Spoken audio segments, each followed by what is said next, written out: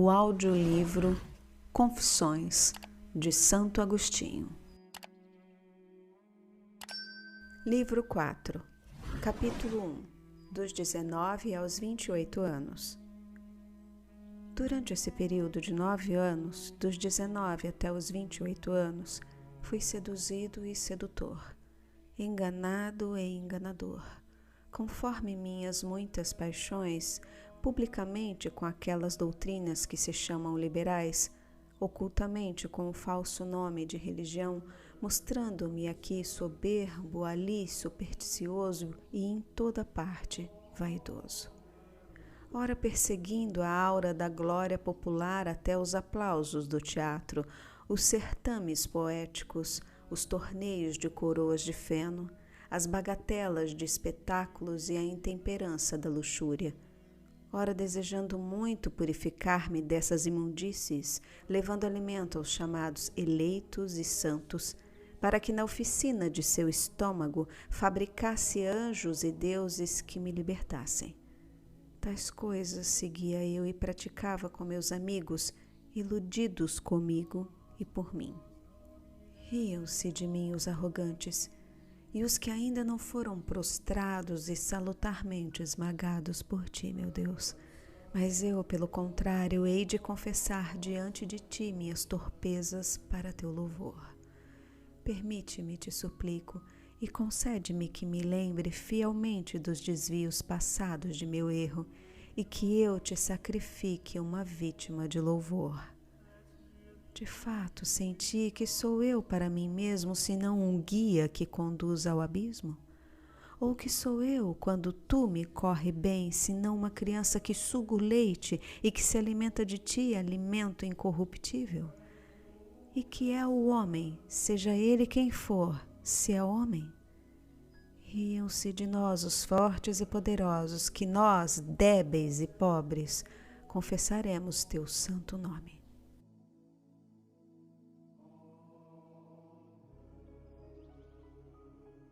Capítulo 2, Professor de Retórica.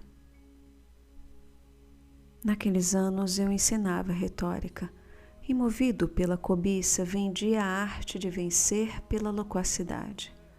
Contudo, bem sabes, Senhor, que preferia ter bons discípulos dos que se chamam bons, aos quais ensinava sem rodeios a arte de enganar, não para que usassem dela contra a vida de um inocente, mas para algum dia defender algum culpado. Mas, ó Deus, tu me viste de longe vacilar sobre um caminho escorregadio, viste brilhar entre espesso fumo os fulgores de boa fé que eu demonstrava ao ensinar aqueles amantes da vaidade, aqueles pesquisadores de mentiras, eu, seu irmão e semelhante. Por essa mesma época tive em minha companhia uma mulher, não reconhecida pelo chamado matrimônio legítimo, mas procurada pelo inquieto ardor de minha paixão imprudente. Mas era só uma, e eu lhe era fiel. E assim experimentei pessoalmente a distância que há entre o amor conjugal, contraído com o fim de ter filhos, e o amor lascivo, no qual a prole também nasce, mas contra o desejo dos pais, embora uma vez nascida, os obrigue a amá-la. Lembro-me também de que, querendo participar de um certame de poesia, um arúspide mandou-me indagar que dádiva lhe daria para eu sair vencedor. Mas eu, que abominava aqueles nefandos sortilégios, respondi-lhe que não consentiria que se matasse uma mosca para obter a vitória, mesmo que o prêmio fosse uma coroa de ouro incorruptível. Sabia eu que ele teria de matar animais em seus sacrifícios, julgando como tais honras assegurar para mim os votos do demônio. Mas confesso, Deus, que de meu coração, que se repudiei tal crime, não o fiz por amor da tua pureza, pois ainda não sabia te amar, eu que sabia conceder apenas esplendores corpóreos. Não é, pois, verdade que a alma que suspira por semelhantes fábulas não se aniquila longe de ti, e se apoia na falsidade e se apacenta de vento? Mas eis que, não querendo que se oferecessem sacrifícios aos demônios, eu mesmo me sacrificava a eles com aquela superstição. Com efeito, que significa apacentar ventos, se não apacentar os espíritos diabólicos, isto é, tornando-mo-nos por nossos erros objeto de seu riso e escárnio?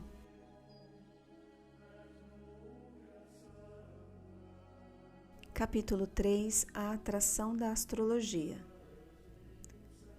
Por isso não cessava de consultar os impostores chamados matemáticos, já que estes não usavam em suas adivinhações de quase nenhum sacrifício, nem dirigiam preces a nenhum espírito, o que consequentemente é condenado e repelido com razão pela piedade cristã e verdadeira.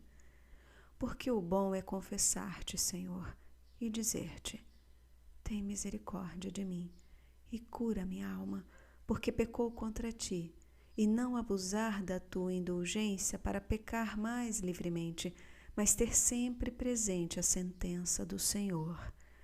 Eis-te curado, não peques mais, para que te não suceda algo pior. Estas palavras, cujo efeito salutar os astrólogos querem destruir, dizendo: o impulso de pecar vem dos céus. Foi Vênus, Saturno ou Marte que fizeram isto. E tudo para que o homem, que é carne, sangue e soberba podridão, se sinta sem culpa e atribua esta ao Criador e ordenador do céu e das estrelas. E quem é este, senão tu, nosso Deus, suavidade e fonte de justiça, que dás a cada um de acordo com suas obras e não desprezas ao coração contrito e humilhado? Havia então um varão muito sábio, peritíssimo na arte médica, na qual era célebre, sendo procônsul, pôs com suas próprias mãos sobre minha cabeça insana a coroa da vitória do concurso. Foi como procônsul e não como médico, porque daquela minha enfermidade só tu me podias sarar, pois resistes aos soberbos e dás tua graça aos humildes. Contudo, deixaste acaso de cuidar de mim também por meio daquele ancião? Ou talvez desististe de curar minha alma? Tendo-me familiarizado muito com ele, passei a ser assistente assíduo e frequente de suas conversas, que eram agradáveis e graves, não pela elegância da linguagem, mas pela vivacidade das sentenças.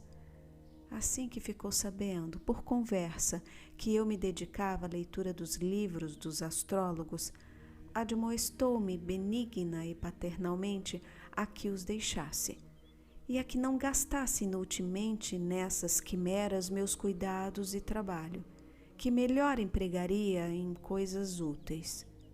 Acrescentou que também ele havia cultivado aquela arte, a ponto de querer adotá-la em sua juventude como profissão para ganhar a vida, pois se havia entendido Hipócrates, podia também entender aqueles livros.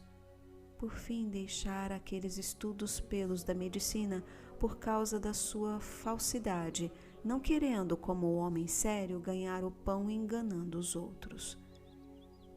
Mas tu, disse-me ele, que tens para manter entre os homens tuas aulas de retórica, segue essas mentiras não por necessidade, mas por mera curiosidade, mais um motivo para que acredites no que te digo, pois cuidei de aprendê-la tão perfeitamente que quis viver apenas de seu exercício. Indaguei-lhe então por que muitas das coisas prognosticadas pela tal ciência se revelavam verdadeiras.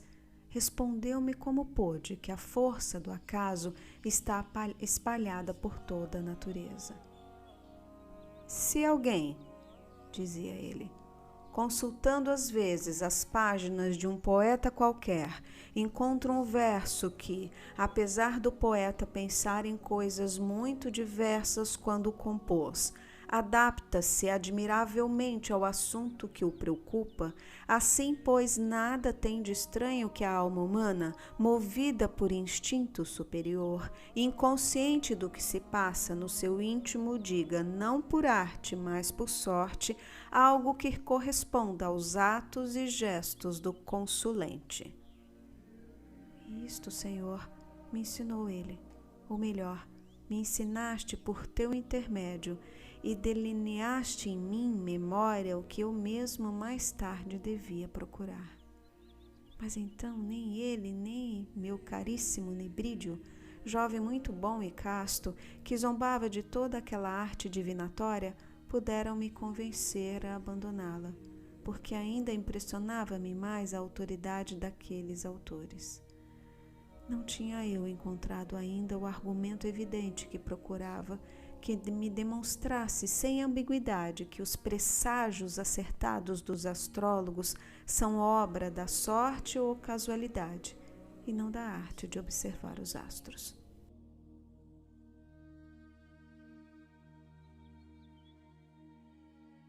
Capítulo 4 – A morte do amigo.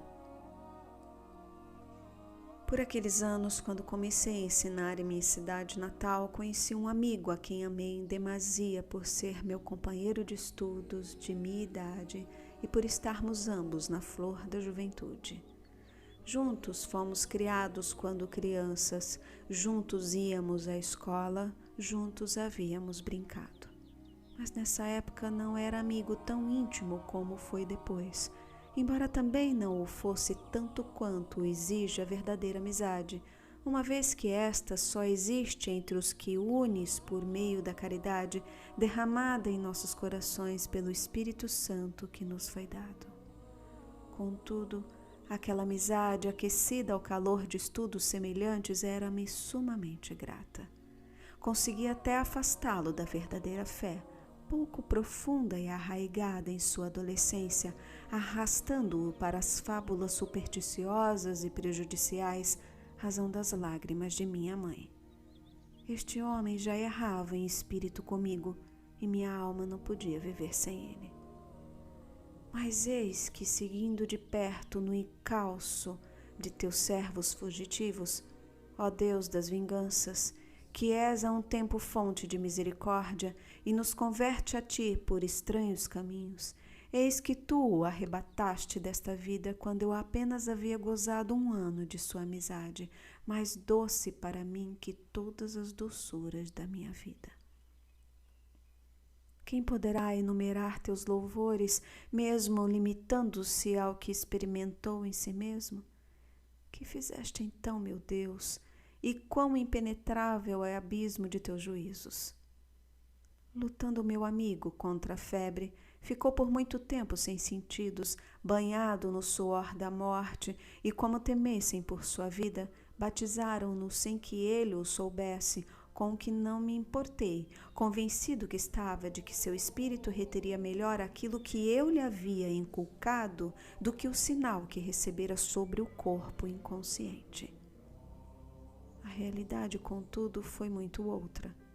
Melhorando e estando fora de perigo, logo que lhe pude falar, e o fiz logo que ele o pôde, e como dependíamos mutuamente um do outro, eu não me afastava do seu lado, tentei rir-me em sua presença do batismo, julgando que também ele zombaria comigo de um batismo recebido sem conhecimento nem sentidos, mas ele já sabia que o havia recebido.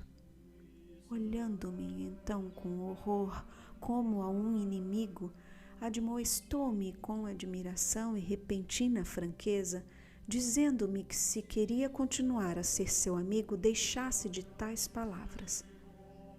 Admirado e perturbado, reprimi toda a minha emoção, esperando que convalescesse primeiro para, recobradas as forças, estar disposto a discutir comigo o que quisesse. Mas tu, Senhor, livraste-o de minha louca amizade, guardando-o em ti para o meu consolo, pois poucos dias depois, na minha ausência, voltaram-lhe as febres e morreu. Que dor fez anoitecer o meu coração. tudo o que vi era morte para mim. A pátria me era um suplício, e a casa paterna tormento insuportável, e tudo o que lembrava transformava-se para mim em crudelíssimo martírio. Buscavam-no por toda parte meus olhos, e o mundo não me devolvia. Cheguei a odiar todas as coisas, porque nada o continha, e ninguém mais me podia dizer como antes, quando chegava depois de alguma ausência: ali vem ele. Transformara-me mesmo num grande problema. Perguntava à minha alma por que andava triste e se perturbava tanto, e ela não sabia o que responder-me. E se eu lhe dizia: espera em Deus, minha alma não me obedecia, e com razão, porque para mim era mais real e melhor o amigo querido que perdera, que o fantasma em que mandava tivesse esperança. Só o pranto me era doce. Ocupava o lugar de meu amigo nas delícias de meu coração.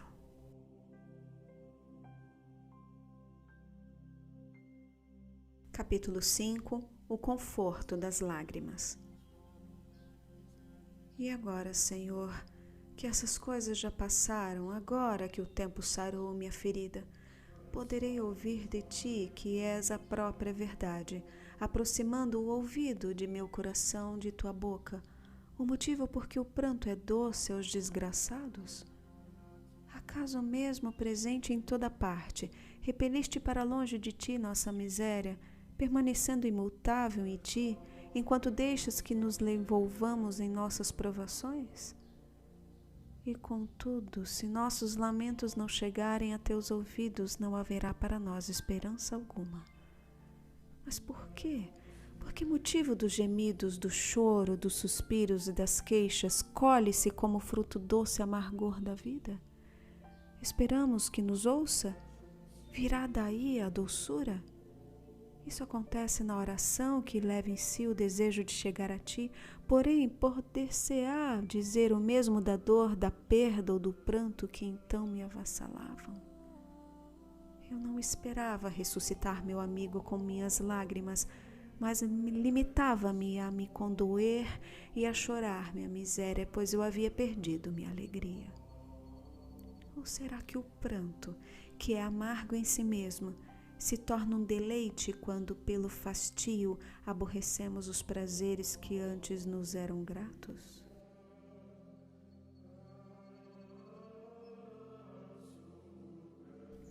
Capítulo 6.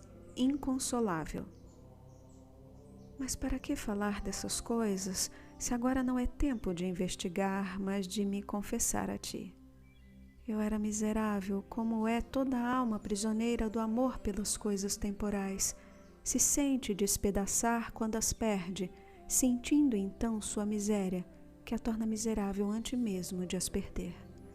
Assim é como eu era. Então, e chorando muito amargamente, descansava na amargura. E como eu era miserável. Contudo, mais que o amigo caríssimo, eu amava minha vida miserável, porque embora desejasse mudá-la, não queria perdê-la como ao amigo. Não sei se gostaria de perdê-la por ele, como se conta de Orestes e Pílades, se não é ficção, que queriam morrer um pelo outro, porque para eles viver separados era pior que a morte. Mas não sei que novo sentimento nascera em mim, muito contrário a este. Sentia pesado tédio de viver e ao mesmo tempo tinha medo de morrer. Creio que quanto mais amava o amigo, tanto mais odiava e temia a morte. Como inimigo feroz que mo havia arrebatado, pensava que ela acabaria de repente com todos os homens, como o fizera com ele. Este era meu estado de espírito, pelo que me lembro. Meu Deus, eis aqui meu coração, eis seu conteúdo. Olha para o meu passado, porque sei, esperança minha, que me purificas da impureza desses afetos, atraindo para Ti meus olhos e libertando meus pés dos laços que me aprisionavam. Maravilhava-me de que sobrevivessem os outros mortais a seus amados se nunca houvessem de morrer. E mais que maravilhava ainda de que, morto ele, eu continuasse a viver, porque eu era outro ele. Bem disse um poeta quando chamou ao amigo metade da sua alma.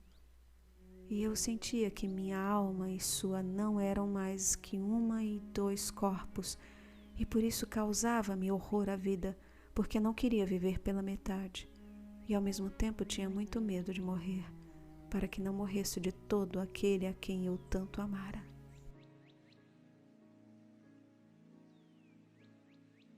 Capítulo 7. De Tagaste para Cartago. Ó loucura que não sabe amar os amores humanamente! Ó homem insensato que sofre desmedidamente os reveses humanos! Assim era eu então, e assim agitava-me, suspirava, chorava, perturbava-me e não encontrava descanso nem conselho. Trazia a alma em farrapos e ensanguentada, indócil ao meu governo, e eu não encontrava lugar onde a pudesse depor. Nem os bosques amenos, nem os jogos e cantos, nem os lugares suavemente perfumados, nem os banquetes suntuosos, nem os prazeres da alcova e do leito, nem, finalmente, os livros e os versos podiam dar-lhe descanso. Tudo me causava horror, até a própria luz. Tudo que não era o que ele era-me insuportável e odioso, exceto gemer e chorar, pois somente nisto achava algum repouso. E se minha alma deixava de chorar, logo pesava sobre mim o grande fardo da desgraça. A ti, Senhor, deveria ser elevada para ter cura. Eu o sabia, mas não o queria nem podia. Tanto mais que, ao pensar em ti, não tinha em mente algo sólido e firme, mas um fantasma, o meu erro. Se nele tentava descansar minha alma, logo deslizava como quem pisa em falso e caía de novo sobre mim. Eu era para mim mesmo uma infeliz morada na qual era ruim e da qual não podia sair. E para onde iria meu coração fugindo de si mesmo? Para onde fugir de mim mesmo? Para onde não me seguiria? Por isso fugi de minha pátria, porque meus olhos buscariam menos meu amigo onde não estavam acostumados a vê-lo. E assim me fui de Tagaste para Cartago.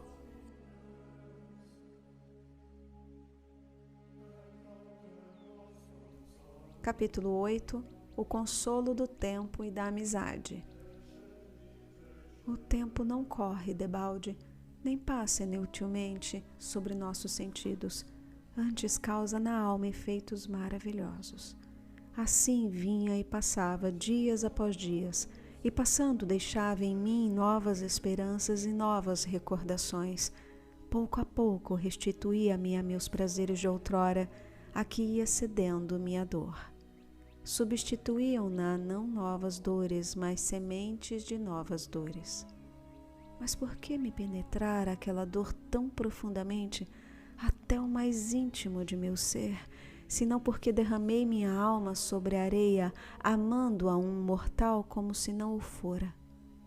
O que mais me confortava e alegrava eram, sobretudo, as consolações de outros amigos, com os quais partilhava o amor para que o amava tem teu lugar, isto é, uma fábula enorme, uma longa mentira, cujo contato impuro corrompia nossa mente, arrastada pelo prurido de ouvir aquilo que a agradava.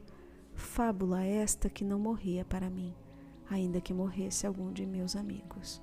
Outros prazeres havia neles que cativavam mais fortemente minha alma, como conversar, rir, agradar-nos mutuamente com amabilidade, ler juntos livros bem escritos, gracejar uns com os outros e divertir-nos juntos, às vezes discutir, mas sem ódio, como quando discordamos de nós mesmos, para que, com tais discórdias muito raras, temperar as muitas conformidades, ensinar ou aprender reciprocamente muitas coisas, suspirar impacientes pelos ausentes e receber alegres os recém-chegados.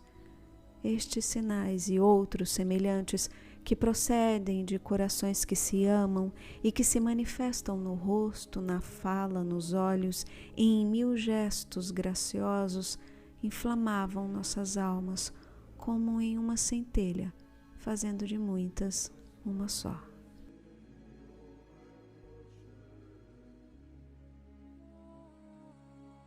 Capítulo 9. O amigo de Deus. É isto que se ama nos amigos, e de tal modo se ama que a consciência humana se julga culpada se não ama ao que a ama, ou se não retribui amor com amor, procurando na pessoa do amigo apenas o sinal exterior de sua benevolência. Daqui o pranto do luto quando morre um amigo, as trevas de dores e as lágrimas que inundam o coração quando a doçura se transforma em angústia, e a morte dos que morrem na morte dos que vivem. Bem-aventurado que te ama, Senhor, e ama ao amigo em ti, e ao inimigo por amor a ti. Só não perde o amigo quem tem a todos por amigos naquele que nunca se perde. E quem é este, senão nosso Deus? Ó Deus que fez o céu e a terra e os enche porque enchendo-os os criou. Ninguém, Senhor, te perde senão o que te abandona. Mas quem te deixa, para onde vai? Ou para onde foge, senão de ti benévolo para ti irado?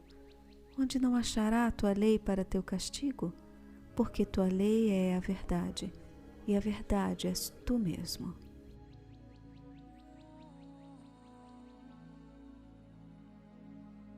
Capítulo 10. As mentiras da beleza. Ó Deus das virtudes, converte-nos e mostra-nos tua face e seremos salvos. Porque para onde quer que se volte a alma humana, onde quer que se estabeleça fora de ti, sempre encontrará dor, mesmo que sejam as belezas que estão fora de ti e fora de si mesma. E todavia estas nada seriam se não existissem em ti. Elas nascem e morrem, e nascendo começam a existir, e crescem para alcançar a perfeição, e uma vez perfeitas começam a envelhecer e morrem. Embora nem tudo envelheça, tudo perece. Logo, quando os seres nascem e se esforçam para existir, quanto mais depressa crescem para existir, tanto mais se apressam para deixar de existir. Esta é a sua condição. Eis tudo o que lhes deste, porque são partes de coisas que não existem simultaneamente, mas, morrendo e sucedendo-se umas às outras, formam o conjunto de que são partes. Assim forma-se também nosso discurso. Por meio dos sinais sonoros, este nunca se realizaria se uma palavra não se extinguisse, depois de pronunciadas suas sílabas para dar lugar à seguinte. Que minha alma te louve por tudo isso, ó Deus, Criador de todas as coisas, mas não se pegue a elas com o visco do amor dos sentidos, pois também elas caminham para o não ser e dilaceram a alma com desejos pestilenciais, e ela quer existir e gosta de descansar nas coisas que ama. Mas nelas não acha onde, porque as coisas não são estáveis. Elas são fugazes, e quem poderá segui-las com os sentidos da carne? Ou quem as pode alcançar mesmo estando presentes? Lento é o sentido da carne, por ser da carne, mas essa é a sua condição. É suficiente para o que foi criado, mas não o é para reter o curso das coisas, do princípio que lhes foi fixado, até o fim que lhes foi designado, porque em teu verbo que as criou, ouvem estas palavras, daqui até ali.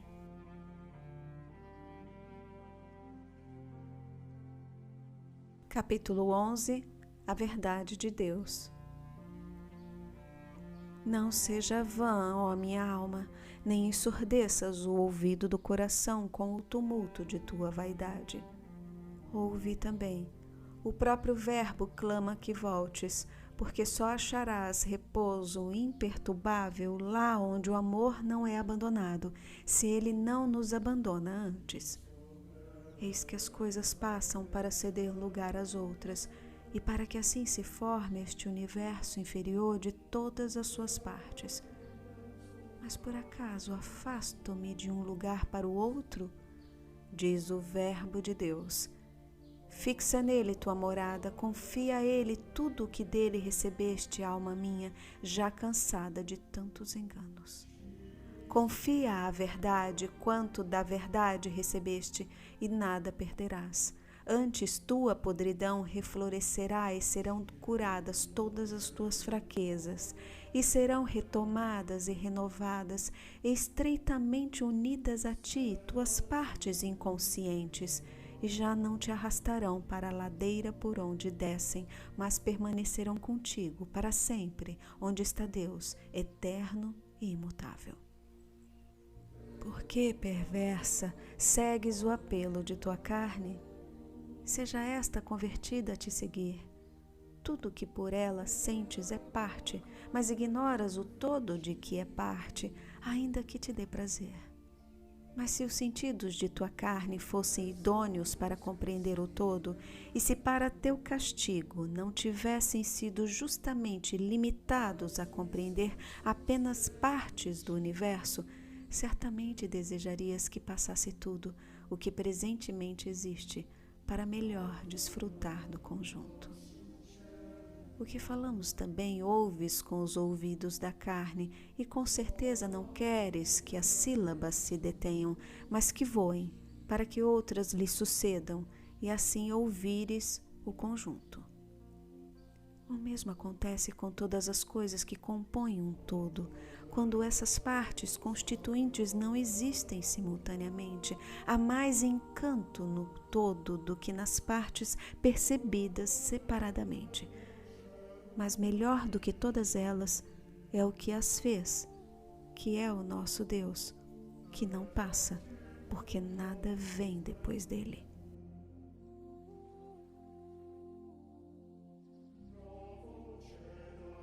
Capítulo 12.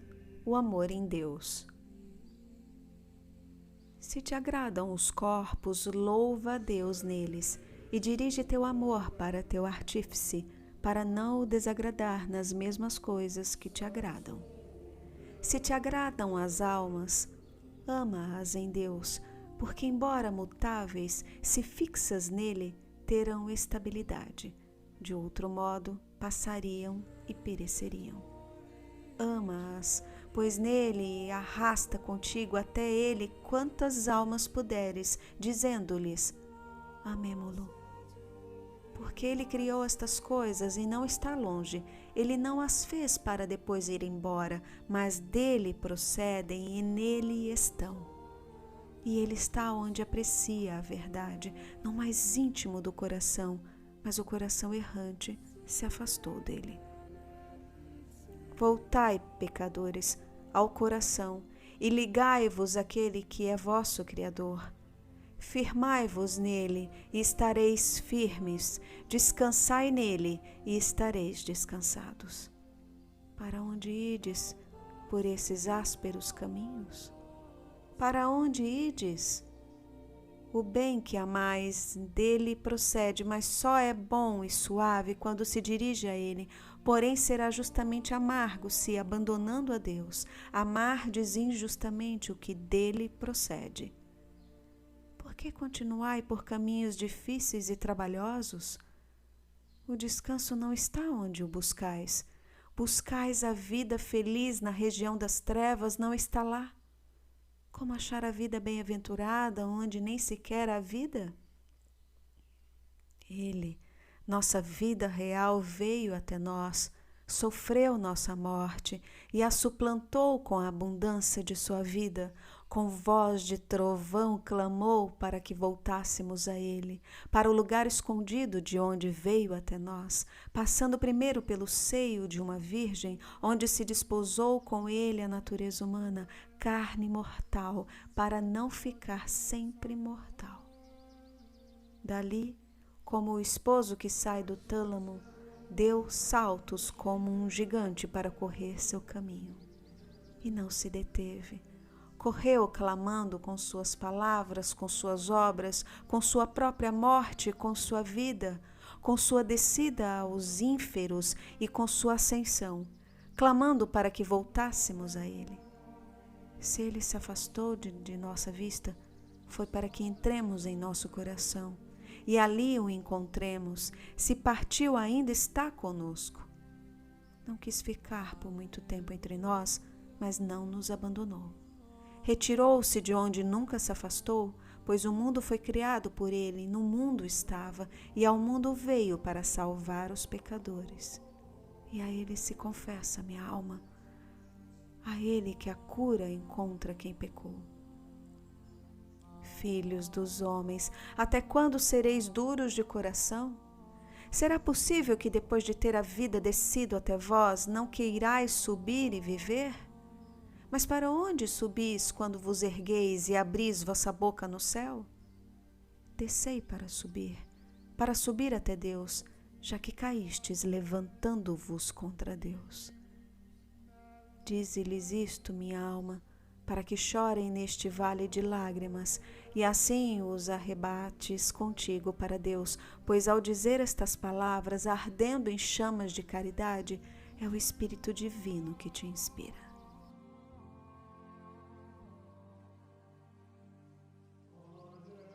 Capítulo 13. O problema do belo. Então eu ignorava tais coisas e por isso amava belezas terrenas. Caminhava para o abismo dizendo a meus amigos: será que amamos algo que não é belo? E que é o belo? E que é a beleza? Que é que nos atrai e apega às coisas que amamos? Pois com certeza, se nelas não houvesse certa graça e formosura, não nos atrairiam. E eu observava e via que num mesmo corpo uma coisa era o todo, harmonioso e belo, e outra o que lhe era conveniente, sal a aptidão de se ajustar de maneira perfeita a alguma coisa, como, por exemplo, a parte do corpo em relação ao conjunto, o calçado em relação ao pé e outras similares. Esta consideração brotou em minha alma do íntimo de meu coração e escrevi alguns livros sobre o belo e o conveniente.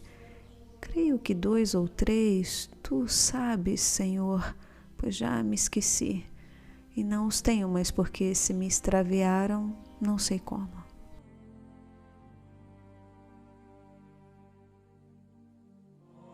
Capítulo 14. Razões de uma dedicatória. Mas, meu Senhor e meu Deus, qual o motivo de dedicar esses livros a Hiério, o orador de Roma? Não o conhecia, apreciando-o apenas pela fama de sua doutrina, que era grande, e por alguns ditos seus que ouvira e que me agradaram. Mas dele gostava principalmente porque ele agradava aos outros, que lhe tributavam grandes elogios, admirados de que um sírio, educado na eloquência grega, chegasse a orador admirável na latina e grande conhecedor de todos os assuntos ligados à filosofia. Assim ouve-se louvar a um homem e, embora ausente, comece a amá-lo.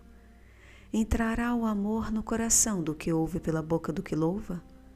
É certo que não, mas o amor de um se inflama com o amor do outro. Por isso se ama o que é louvado, mas só quando se está persuadido de que o louvor vem de coração sincero ou quando o louvor é inspirado pelo amor. Assim, pois, amava eu então aos homens, pelo juízo dos homens, e não pelo teu, meu Deus, em que ninguém se engana. Contudo, porque não o louvava como se louva a um auriga famoso ou a um caçador afamado pelas aclamações do povo, mas de modo mais distinto e mais ponderado, tal como eu gostaria de ser louvado. Certamente eu não gostaria de ser louvado e amado como os comediantes, embora eu também os ame e louve. Antes preferiria 1000 vezes permanecer desconhecido a ser louvado dessa maneira, e mesmo ser odiado a ser amado assim. De que modo convivem em uma alma gostos tão vários e diversos? Como é que amo em outro o que rejeitaria e afastaria para longe de mim, sendo ambos homens? Aprecia-se um cavalo sem que se queira ser um cavalo, se isso fosse possível. Mas de um estrião não se pode dizer o mesmo, pois tem a mesma natureza que nós. Logo amo em um homem o que teria horror de ser, embora também eu seja homem?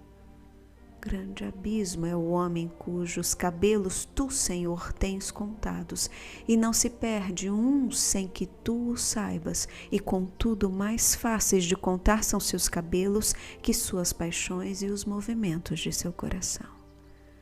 Mas aquele orador era do número dos que eu amava a ponto de desejar ser como ele, mas eu andava errante por meu orgulho e era arrastado por toda espécie de vento, embora em segredo fosse governado por ti. E como sei e como te confesso com tanta certeza que eu amava mais por amor do que o louvavam, do que pelos méritos que lhe haviam esses louvores? Se em vez de o louvarem aquelas mesmas pessoas o criticassem, e se me contassem dele as mesmas coisas, mas com censura e desprezo, certamente não me entusiasmaria por ele. Não obstante, os fatos não seriam diferentes e nem o homem outro, mas unicamente os sentimentos dos narradores. Eis onde jaz enferma a alma que ainda não se apoiou na firmeza da verdade. É levada e trazida, atirada e rechaçada, segundo os sopros das línguas que ventam dos peitos dos que opinam. E de tal modo a luz lhe é toldada, que não distingue a verdade, apesar de estar ela à nossa vista. Para mim era importante que aquele homem conhecesse minhas palavras e meus trabalhos. Se ele os aprovasse, me entusiasmaria ainda mais por ele. Mas se os reprovasse, meu coração fútil e vazio de tua firmeza se lastimaria. Contudo, meu prazer era pensar e refletir no problema do belo e do conveniente, assunto do livro que lhe dedicara, admirando-o na minha imaginação, mesmo que ninguém mais o louvasse.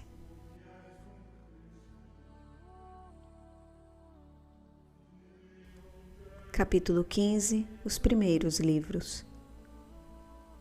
Mas não atinava com a chave de tuas artes em tão grandes obras, ó Deus onipotente, único Criador de maravilhas. Vagava minha alma pelas formas corpóreas e definia o belo como o que agrada por si mesmo, e o conveniente como o que agrada por sua acomodação a outra coisa, e apoiava essa distinção com exemplos tomados dos corpos. Daqui passei a natureza da alma, mas o falso conceito que tinha das coisas espirituais não me permitia perceber a verdade. A própria força da verdade saltava-me aos olhos, mas logo eu afastava da realidade incorpórea meu espírito inquiridor, voltando-me para as figuras, as cores e as grandezas materiais. E como não podia ver nada semelhantes na alma, julgava que tão pouco seria possível ver minha alma. Mas como eu amava a paz da virtude e aborrecia a discórdia do vício, notava naquela certa unidade e neste certa desunião. Parecia-me que residisse nessa unidade a alma racional, a essência da verdade e do sumo bem. Na desunião, via eu não sei que substância de vida irracional e a natureza do sumo mal, que não era apenas substância, mas também verdadeira vida. Todavia, não procedia de ti, meu Deus, de quem procedem todas as coisas. E chamava aquela unidade mônada como alma sem sexo, e a esta multiplicidade díada como a ira nos crimes, a concupiscência nas paixões, sem saber o que dizia. Ignorava então, ainda não havia aprendido que o mal não é substância alguma, nem que nosso espírito não é o bem soberano e imutável. Assim como se cometem crimes quando o movimento do espírito é vicioso e se atira insolente e turbulento, e se cometem infâmias quando o afeto da alma, fonte dos prazeres carnais, é imoderado. Assim os erros e falsas opiniões contaminam a vida se a alma racional está viciada, como estava a minha então.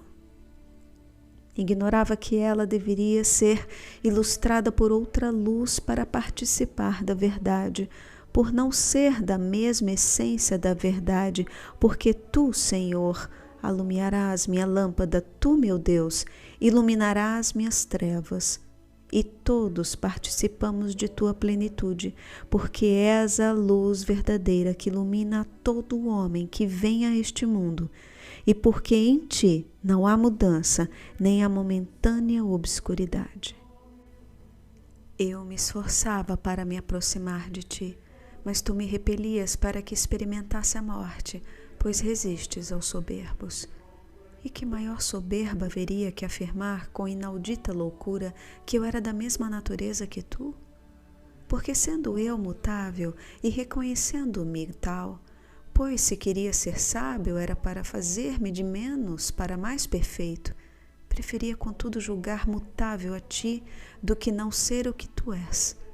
Eis aqui porque era repelido e porque resistias à minha soberba cheia de vento. Eu não imaginava mais que formas corpóreas, carne acusava a carne, espírito errante, não conseguia voltar para ti, nem em mim, nem nos corpos, não eram sugeridas por tua verdade, mas imaginadas por minha vaidade, de acordo com os corpos. E dizia aos pequeninos teus fiéis concidadãos, dos quais eu ignorava ainda exilado. Dizia-lhes eu, tagarela inepto, porque a alma criatura de Deus se engana? Mas não queria que dissessem, e porque Deus se engana? E defendia antes que tua substância imutável era obrigada a errar, para não confessar que a minha, mutável, se desencaminhara espontaneamente o que era castigada pelo erro. Teria eu 26 ou 27 anos quando escrevi essas coisas, revolvendo dentro de mim apenas imagens corporais, cujo ruído aturdia os ouvidos do meu coração. Buscava eu aplicá-los, ó doce verdade, à tua melodia interior, quando meditava sobre o belo e o conveniente. Meu desejo era estar diante de ti e ouvir tua voz, e alegrar-me intensamente com a voz do esposo, mas não o podia, porque o alarido do meu erro me arrebatava para fora, e sob o peso de minha soberba caía no abismo. Pois ainda não davas gozo e alegria a meus ouvidos, nem exultavam meus ossos, porque ainda não haviam sido humilhados.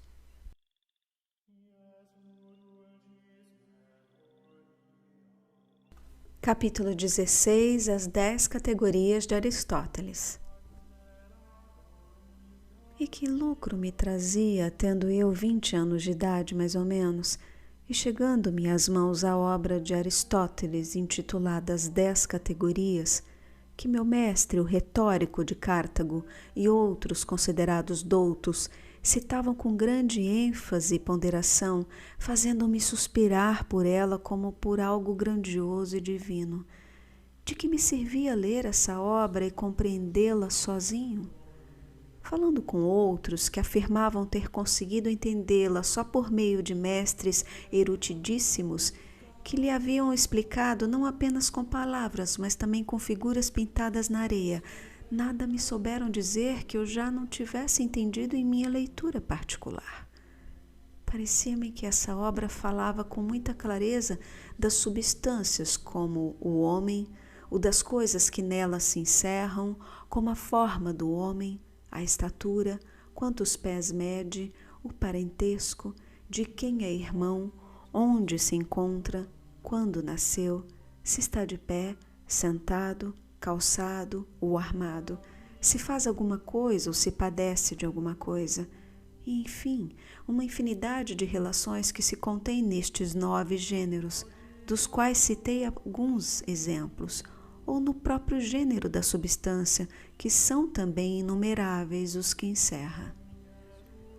De que me aproveitava tudo isso se até me prejudicava?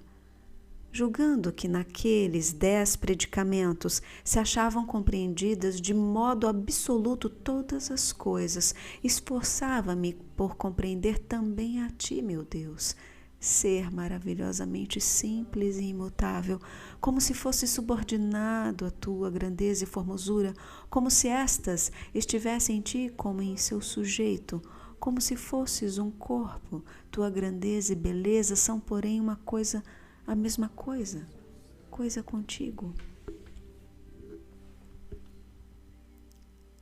De que me aproveitava tudo isso, se até me prejudicava? Julgando que naqueles 10 predicamentos se achavam compreendidas de modo absoluto todas as coisas, esforçava-me por compreender também a ti, meu Deus, ser maravilhosamente simples e imutável, como se fosse subordinado à tua grandeza e formosura, como se estas estivessem em ti como em seu sujeito, como se fosses um corpo. Tua grandeza e beleza são, porém, uma mesma coisa contigo, ao contrário dos corpos, que não são grandes ou belos por serem corpos, pois embora fosses menores e menos belos, nem por isso deixariam de ser corpos. Era, pois, falso o que pensava de ti, e não verdade, ilusões de minha miséria e não representação sólida de tua beleza. Havias ordenado, Senhor, e assim se cumpria em mim tua vontade, que a terra me produzisse abrolhos e espinhos, e que eu só conseguisse meu pão à custa de trabalho. De que me aproveitava também ler e compreender por mim mesmo todos os livros que pude ter nas mãos sobre as artes chamadas liberais, se eu era então escravo de minhas más inclinações? Comprazia-me em sua leitura, sem atinar de onde vinha, quanto de verdadeiro e certo achava neles. Eu estava de costas para a luz e o rosto para os objetos iluminados, e por isso meus olhos, que os viam iluminados, não recebiam luz. Tu sabes, Senhor, meu Deus, como sem ajuda de mestre aprendi tudo o que li quanto às leis da retórica, da dialética, da geometria, da música, da matemática, porque também a vivacidade da inteligência e a agudeza da intuição são dons teus. Mas não te oferecia por eles sacrifício algum, e por isso causavam-me mais dano do que proveito. Insisti em me apoderar da melhor parte da minha herança, e não guardei em ti minha força, mas afastei-me de ti para uma região longínqua, a fim de dissipá-la entre as meretrizes de minhas paixões. De que me serviam dons tão preciosos se não usava bem deles? Só compreendi que aquelas artes eram tão difíceis de entender, mesmo para os estudiosos e sábios. Quando me esforçava para expô-las, entre eles o mais destacado era o que me compreendia menos vagarosamente. Mas qual o fruto disso, se eu te concebia, Senhor meu Deus, ó verdade, como um corpo luminoso e infinito, e eu como uma parcela desse corpo? Que rematada perversidade! Assim era eu. Não me vergonhe agora, meu Deus, de confessar tuas misericórdias para comigo e de te invocar, já que não me envergonhei então de proferir antes os homens tais blasfêmias e de ladrar contra ti. De que me aproveitava, repito, a inteligência ágil para entender aquelas ciências e para explicar com clareza tantos livros complicados, sem que ninguém os houvesse explicado, se errava monstruosamente na piedade com sacrílega torpeza? E que prejuízo sofriam teus pequeninos em serem de menor inteligência, se não se afastavam de ti para que, seguros no ninho da tua igreja, se cobrissem de penas e lhes alimentassem as asas da caridade com o sadio alimento da fé? Ó Deus e Senhor nosso, esperemos ao abrigo de tuas asas, protege-nos, leva-nos. Tu levarás os pequeninos e até os escarnecidos tu os levarás. Nossa firmeza só o é firmeza quando está em ti, mas quando depende de nós, então é debilidade. Nosso bem vive sempre em ti, e somos perversos porque nos afastamos de ti. Voltemos já, Senhor, para não nos aniquilarmos, porque em Ti vive o nosso bem, sem deficiência alguma, sem medo de não o encontrar quando voltarmos para nossa origem, e embora ausentes, nem por isso desaba a nossa casa, Tua eternidade.